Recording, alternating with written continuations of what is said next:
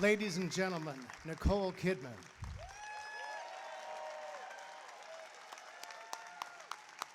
Over 70 performances you've had of characters that you've played.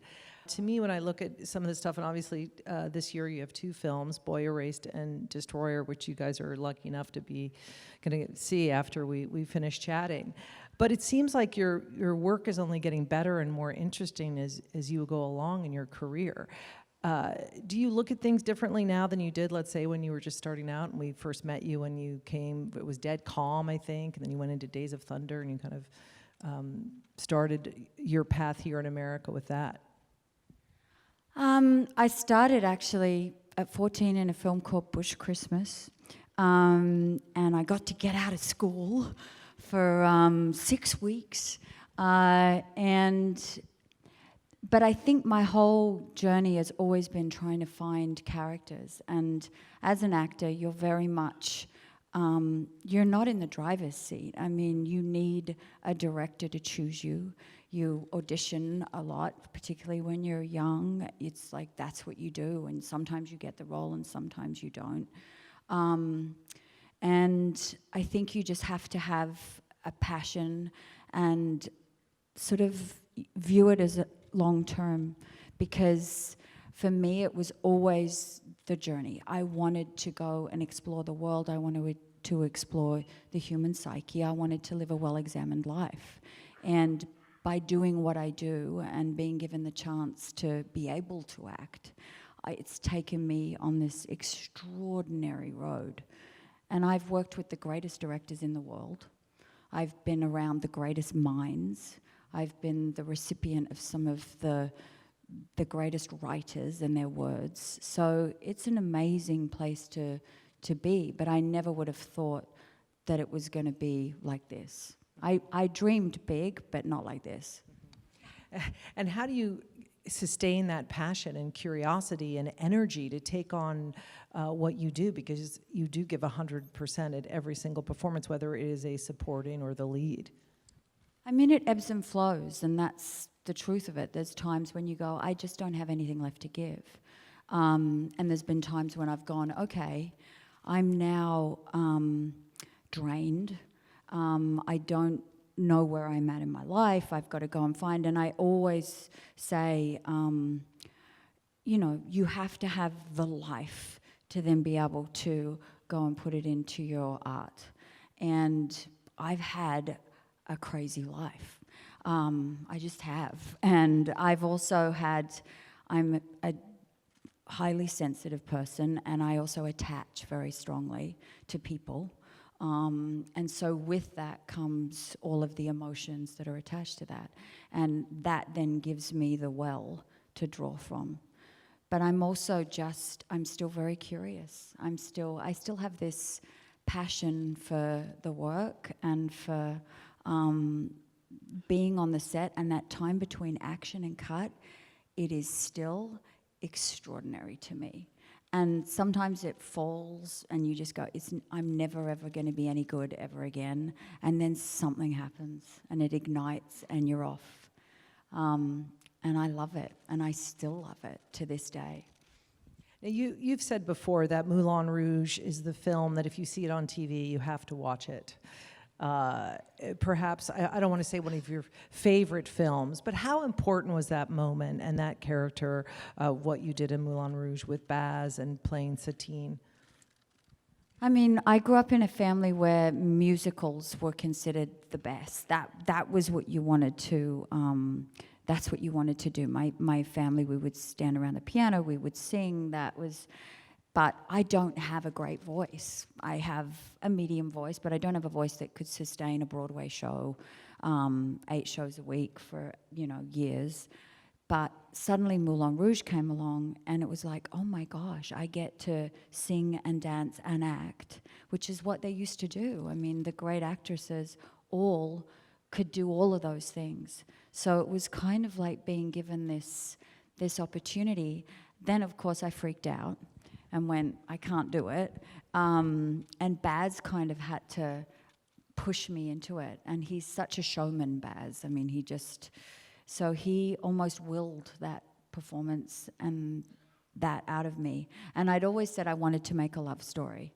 As much as I make so many dark films and I explore all the territories that are, you know, I like going into places that are considered uncomfortable and dangerous, I also love love. And I just had never been in a great love story. And I see Moulin Rouge as a love story, and I love being a part of that and putting that in the world. That was one of the great love stories. It was so great to see the little bits of it here. And speaking of those dark characters, obviously Destroyer is, what struck me about this film was, first off, you're unrecognizable in it from when you see it on the poster, the just physical transformation that you did, obviously in makeup and hair and that, but it was your whole walk and your body and your voice. You almost changed from the inside out. I mean, that's what you do as an actor. I don't like focusing on the hair and the makeup and all of those things because I still believe in the mystery of the performance. And there's such a desire now for people to tell you everything and dissect everything and give you, but there's magic involved, and I love keeping that magic to so that then people just watch the film. I mean, I have to say, this year I got given, well, it was last year, but they've seemed to have come out within a couple of months of each other, but Boy Erased and Destroyer, to have both those characters in the same year is amazing at this time of my life. And they're both really extreme, and you're not seeing Boy Erased tonight, but by talking about the two, one of them is, they're both mothers, they're both on a path trying to heal what they've done to their children. And I find that really powerful and emotional, and I love that they're so different, but strangely enough, they're on the same path. And that was really, really interesting to me. And I actually did Boy Erased. I had 4 weeks off, and then I went straight into Destroyer. Wow. And then I collapsed. Yeah.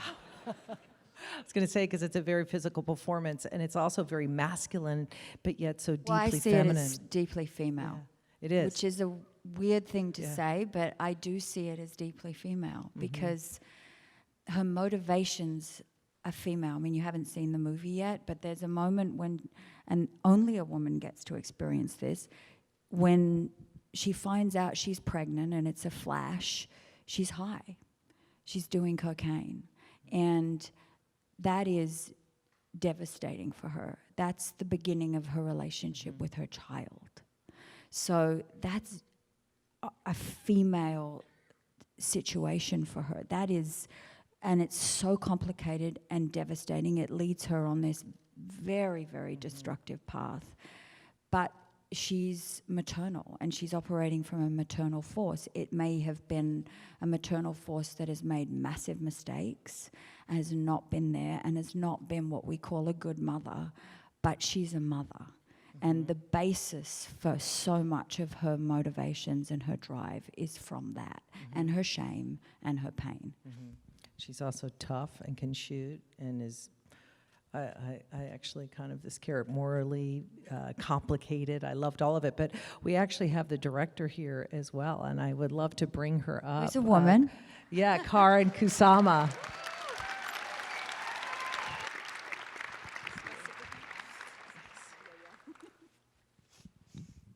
Karyn, it's great to see you. Thank Congratulations. you so much. So incredible to be here. Yeah.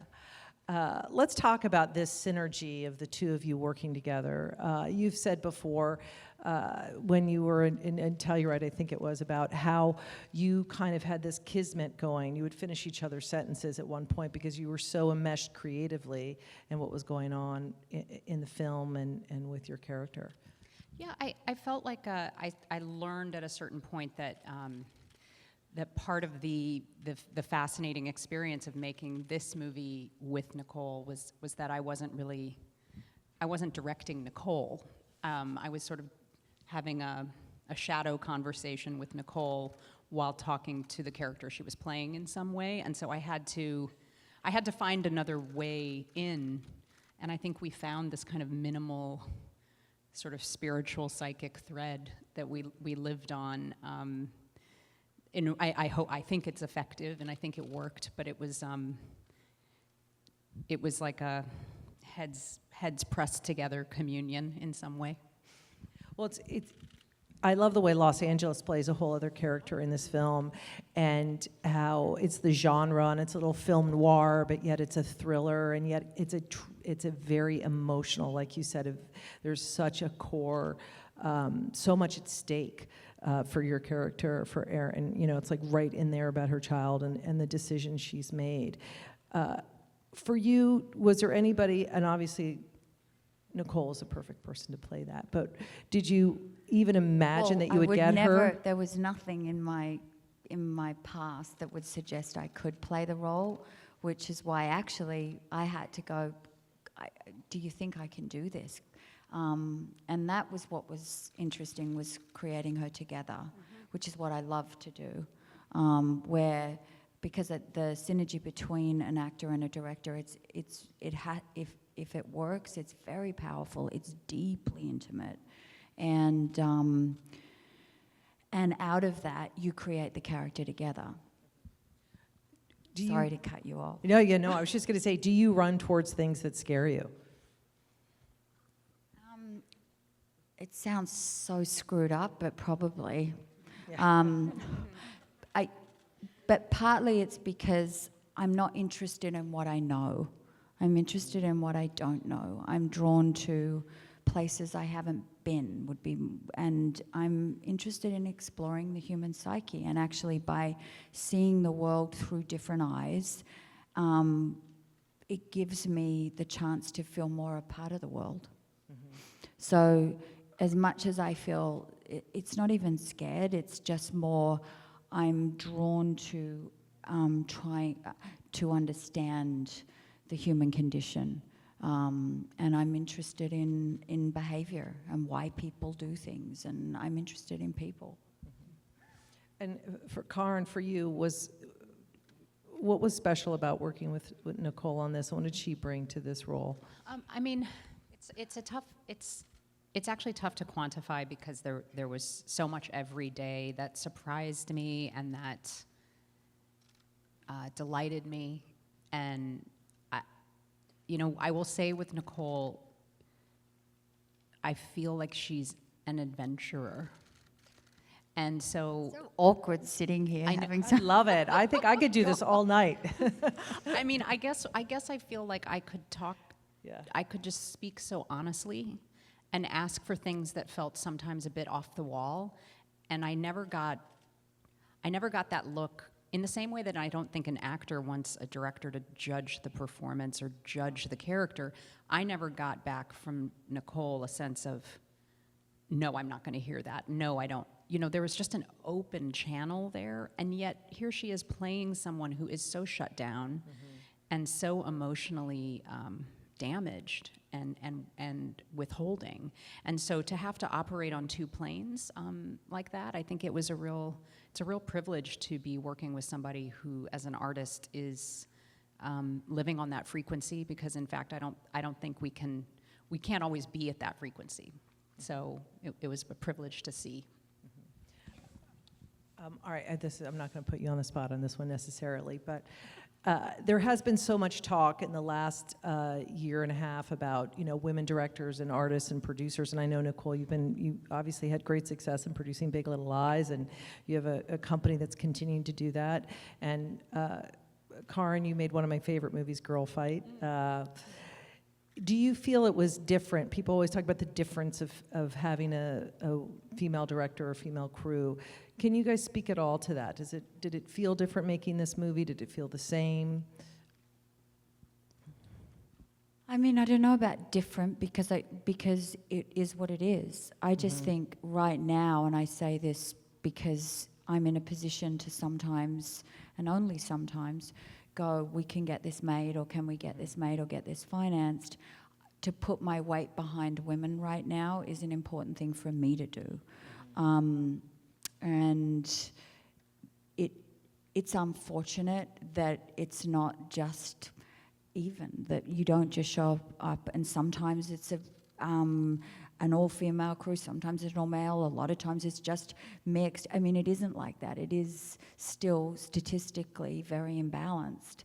And I feel the more you actually make, or I make a conscious effort to go, no, we need to do this, it will get changed, but only because you're actually doing it.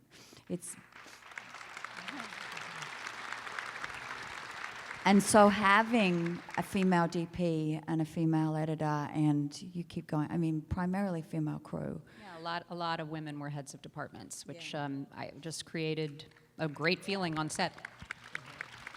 And there was passion because they were getting opportunities that they haven't gotten easily. And that's unfortunate to say that, but that's the truth. So, you know, hopefully that needle is going to swing and that will change, and we won't be having this discussion in a decade. Thank you for having us. Thank you. Enjoy the film.